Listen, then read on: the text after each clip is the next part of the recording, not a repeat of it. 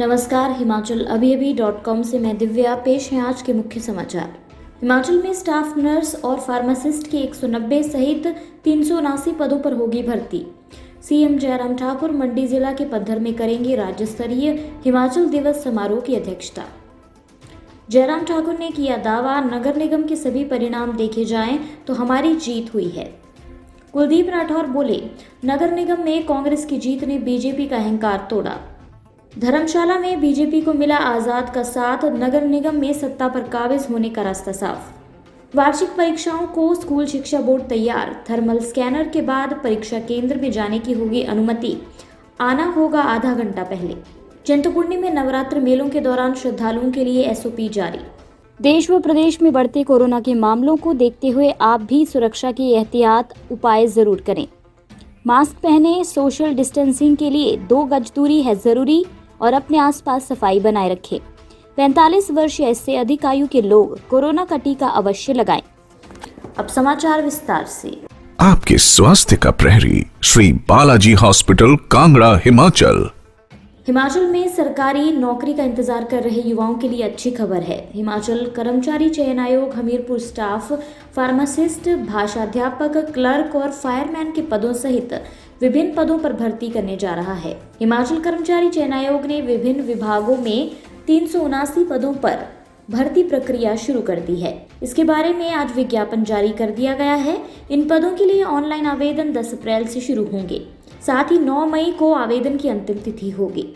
इसमें staff nurse के 90, pharmacist के 100, मेडिकल लैबोरेटरी टेक्नीशियन ग्रेड 2 के 29, फायरमैन के 43, क्लर्क के 10, भाषाध्यापक के 9, जूनियर इंजीनियर सिविल के 10 पद शामिल हैं। इन पदों के लिए 10 अप्रैल से 9 मई तक ऑनलाइन आवेदन किए जा सकते हैं। सीएम जयराम ठाकुर 15 अप्रैल 2021 को मंडी जिला के पद्धर में राज्य स्तरीय हिमाचल दिवस समारोह की अध्यक्षता करेंगे।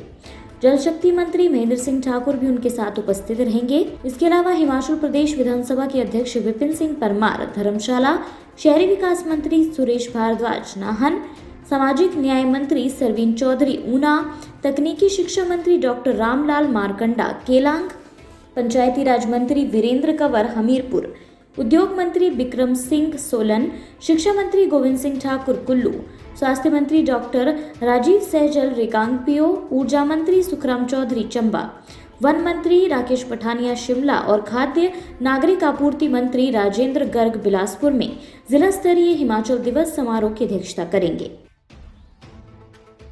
हिमाचल में नगर निगम के चुनाव परिणाम बीते रोज आ गए हैं। हिमाचल में मंडी, पालमपुर और सोलन को हाल ही में नगर निगम बनाया गया था। ऐसे में इन क्षेत्रों में नगर निगम में शामिल किए गए ग्रामीण क्षेत्रों के रुझान पर सबकी नजर थी। हालांकि नगर निगम चुनाव में सोलन और पालमपुर में कांग्रेस की जीत हुई, जबकि मंडी और धर्मशाला में बीजेपी पार्टी बहुमत में आई है।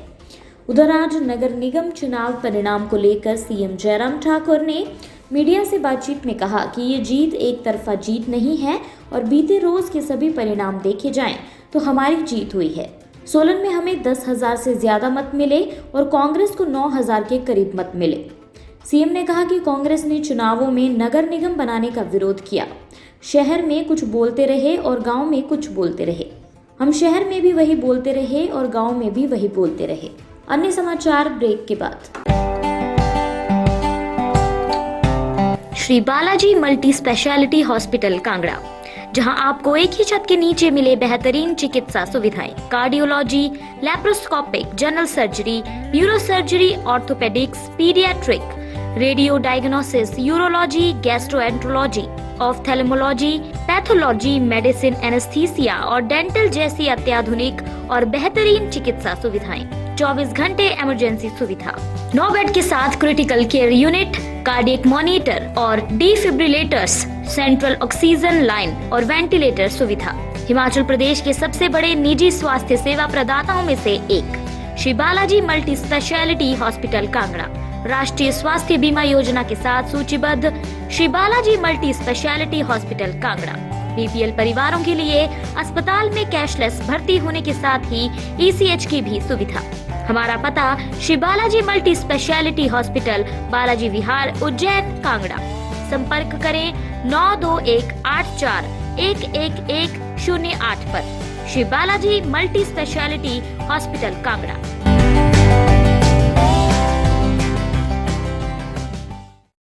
हिमाचल प्रदेश में 4 नगर निगमों में हुए चुनावों में कांग्रेस ने सोलन और पालमपुर में जीत हासिल की है।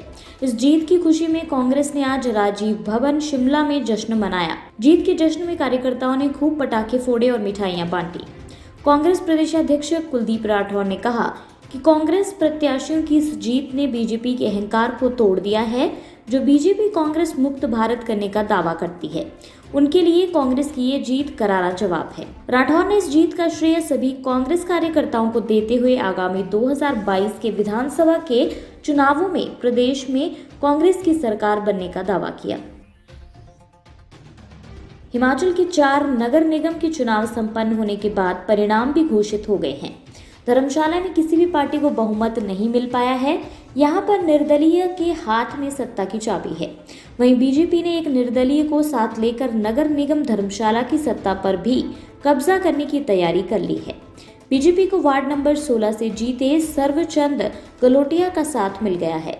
अब बीजेपी के पास बहुमत हो गया है। वन मंत्री राकेश पठानिया ने कहा कि धर्मशाला नगर निगम में महापौर तथा उप महापौर बनाने के लिए बीजेपी को पूरा समर्थन हासिल है तथा इस बाबत निर्दलीय तौर पर विजेता पार्षद ने भी बीजेपी के साथ मिलकर नगर निगम के गठन के लिए विस्तार से चर्चा की है। हिमाचल प्रदेश स्कूल शिक्षा बोर्ड द्वारा 10वीं और 12वीं की नियमित तथा राज्य मुक्त विद्यालय की 8वीं, 10वीं व 12वीं कक्षा की वार्षिक परीक्षा के लिए तैयारियां पूरी कर ली गई हैं। 10वीं कक्षा की वार्षिक परीक्षाएं 13 अप्रैल से 28 अप्रैल तक तथा 12वीं की 13 अप्रैल से 10 मई तक संचालित की जाएंगी। परीक्षार्थियों को सामाजिक दूरी बनाए रखकर ही परीक्षा केंद्र में प्रवेश की अनुमति दी जाएगी। इस वर्ष पूरे प्रदेश में 2137 परीक्षा केंद्र बनाए गए हैं। प्रवेश के समय परीक्षार्थियों के शरीर के तापमान को थर्मल स्कैनर से जांचकर परीक्षा केंद्र में जाने की अनुमति होगी। परीक्षा देने के लिए आधा घंटा पहले परीक्षा केंद्र में पहुंचना जरूरी होगा।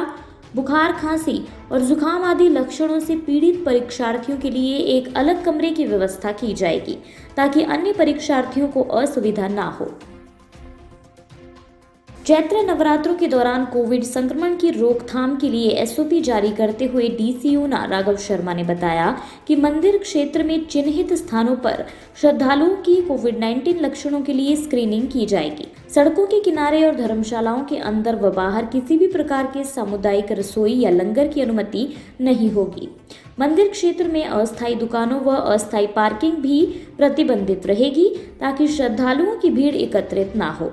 डीसी राघव शर्मा ने बताया कि मंदिर में दर्शनों के लिए आने वाले श्रद्धालुओं को पंजीकरण व मेडिकल स्क्रीनिंग के लिए चिंतपूर्णी सदन, नए बस अड्डा के समीप एडीबी भवन तथा अन्य चिन्हित स्थल पर संपर्क करना होगा।